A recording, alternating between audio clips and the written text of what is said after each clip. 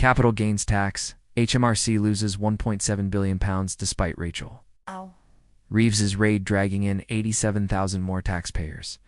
Thousands more investors have been swept into the tax system, even as government revenues from it collapse. New figures reveal the growing burden on smaller savers, while wealthier individuals sidestep the charge altogether.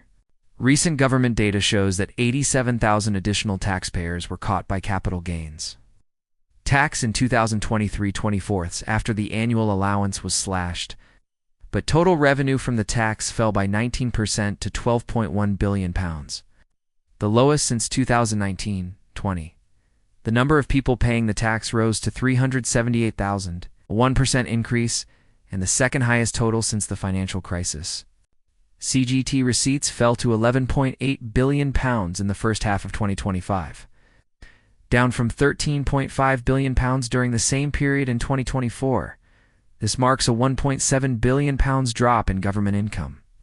The fall follows the Chancellor's October 2024 budget, which introduced immediate changes to CGT rates.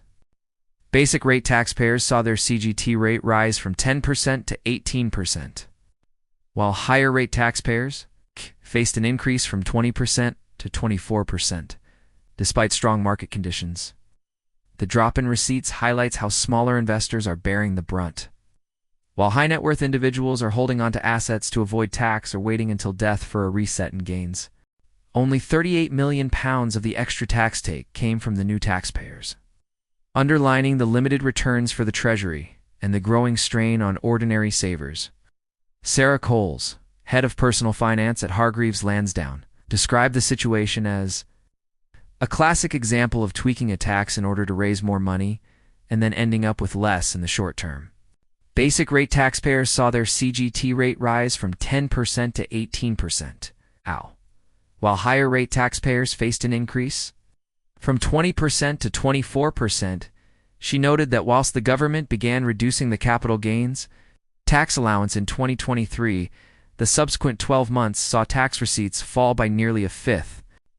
The twist in the tale is that at the same time, changes to capital gains tax have dragged 87,000 more people into paying it, Coles explained.